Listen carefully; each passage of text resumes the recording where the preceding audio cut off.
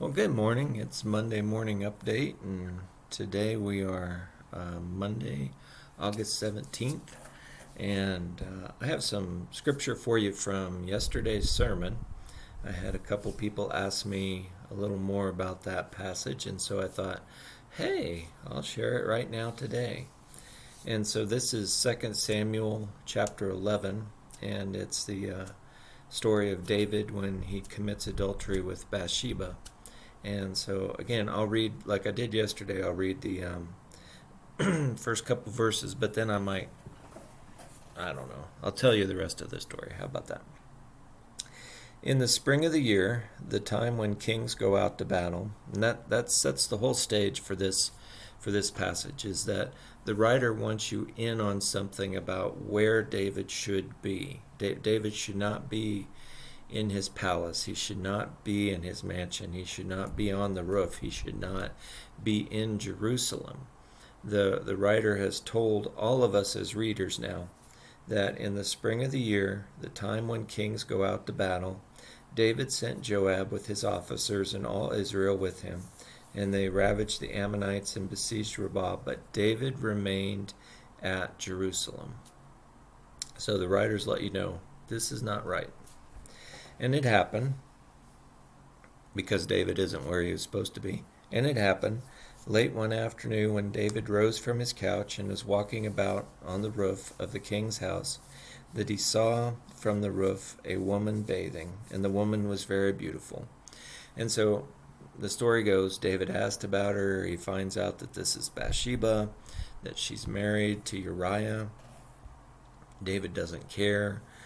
He sends a messenger and he gets her, and they do what they do. And not too much longer, the woman comes back, gets a message to David, I'm pregnant. And David goes, oh. And so David tries to do this sneaky way, and he sends a note to Joab and he says, man, bring Uriah home. And so I want to know how the war's going. You send Uriah to update me. And so Uriah comes back and he shares the news with the king, and then the king's like, yeah, okay, yeah. And he says, hey, go home. Since you're here, take advantage. Go home, enjoy. Have a good time. And Uriah doesn't. He sleeps right in the courtyard where everybody can see him, and everybody knows he didn't go home. So couldn't be Uriah.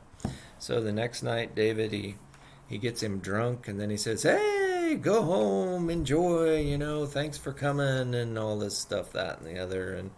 And of course Uriah yet again did not, and everybody saw it, and so he didn't go home, he didn't see his wife. And so David feels trapped, and so he sends a note and to Joab, and Uriah's carrying this note. Can you imagine? He's carrying this note to Joab, and he tells him basically, make sure Uriah doesn't come home. Kill him quick. I got problems here. No, that's not how he words it, but anyway, so Joab knows a place where the valiant warriors are. He sends Uriah over there, and at the proper time when Uriah charges forward, everybody around him draws back. There's poor Uriah, falls dead in battle. Sad day. News spreads. Bathsheba has her mourning period. Can't take too long because she is pregnant. And then David calls her into the palace, and then it is revealed not too much longer after that, hey, guess what? I'm pregnant. Isn't it a great life? And so everything begins to fall down from there. And the prophet Nathan comes before David and reminds him that, you know what, you may have fooled some people, but you didn't fool God. And you didn't walk the walk that you were supposed to walk. And David is known as the king who followed God with his whole heart. And up to this story and up to this moment, you could say that was true. This story is a changing point for David, where he is no longer following God with his whole heart, but lost the battle, lost the focus. And so the sermon I was preaching was kind of very similar to that, and Paul saying, walk a life that you are walking toward the goal. You're walking toward Christ. Your eyes are on Christ. You're not deviating. Your path isn't going all over the place. you're following Christ, you're chasing Christ, as I like to say. I like to chase Christ. That's one of my favorite sayings. Can't ever catch him, he's too quick, but I can chase him, and I like doing that. And so it's kind of like tag with my cousins. I'm slow and fat, and they were skinny and fast. I could never catch them, but I like chasing them. Made me feel like I was at least somewhat in the game. So I like chasing Christ. David, up until this point, chased God with all his heart. And Paul encourages us to chase Christ. And that means keep your eye on the goal. And I say this again because my concern is that with the elections coming and all that's happening in this country right now, COVID, and the elections put it together, that we are losing our focus of chasing Christ.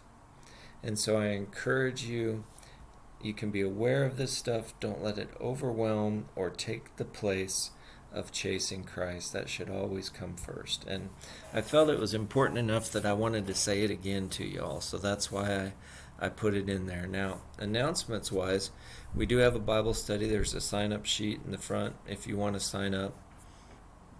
If you're coming, you can sign up. And I think Barb put it both ways, and that's fine too. Even if you want to do it online, let us know, and that way we know whether we should tape or not. But we're going to have it on YouTube, and so you won't have the interactive capability, but you'll be able to watch. So I'll probably put it on there regardless, and it'll be on my phone. So the phone does pretty good when it's just me and pretty close. We don't like doing it with the band or praise service because it doesn't capture as well. But for just Bible study, this little baby will work just fine. Offering, continue doing offering as you have. We had a swamper go out, so it could get a little warm in here this week, but none of you are here anyway. But pray for Barb that she doesn't get overheated with, because that can be fun, and we're going to get it fixed up pretty quick, and that won't be a problem. As September comes, if we have any new updates, it really seems we've fallen into a rhythm. Everything's trending well. I don't think we're going to get any additional surprises from the state about restrictions or anything like that. I think we're going to be able to keep doing this for a while. It's very good. Pray for our teachers. I'm married to one, so I'm very mindful of this.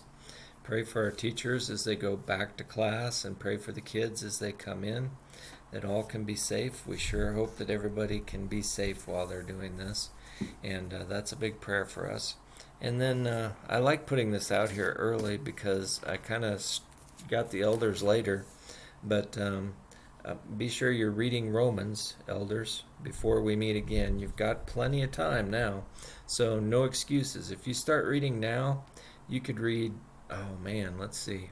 Because this isn't in chapters, let me say, you could read 2 pages a day. You'd be done with weeks to spare. That's all I'm saying. Okay. I think that's all we have today. If you want to use the facility church group, we're letting church groups do that, with some exceptions and caveats. And so if it's a church group, but you have to tell Barb that you're coming, and she has to reserve the space. So please remember to check in with Barb on that. She's really the gatekeeper on this. I know it's an extra step we're not used to, but we need to know where people are in the church so that Janet can clean properly. And that's just another step of everybody keeping everybody safe. We are mindful of one another here. And as long as we do that, I think we will keep this virus away from this building, and we can continue to meet. It was sure good. We had a few more people Sunday. Love seeing y'all. For those of you who haven't come, I get it. Stay safe, stay home. And I totally understand, but I do miss you terribly. And so the final thing I want to say is, if you would like a visit from your pastor, I am willing to mask up, stay 6 feet away from you. I will come to your house, and we will talk, and you can see me in the eyes. You can't see my lips moving because I'll have a mat. Look what Tammy gave me. Cammy gave me. Look at that. I got a farm mask. And isn't that cool? That's the coolest thing ever. And I will come and I will sit in the house with you, and we will talk, and I will try to keep my distance, as I say, and leave no footprint in your home if you're comfortable with that. Or I'll sit out in your driveway and talk to you. It's okay, either way. But I would like you to initiate that so I don't feel I'm intruding. So if that's something you're interested in, call the office and say, Barb, or call me and say, Scott, don't call me Barb, and say, I would like a visit. And then I will get out there. I really will do that. We're going to try that and see how that goes over the next couple months. And if nobody wants me to come, that's fine. That's fine. I'm just offering it. So that's all we have. God bless you all. Real good. I hope you have a great week, and we'll see you next week.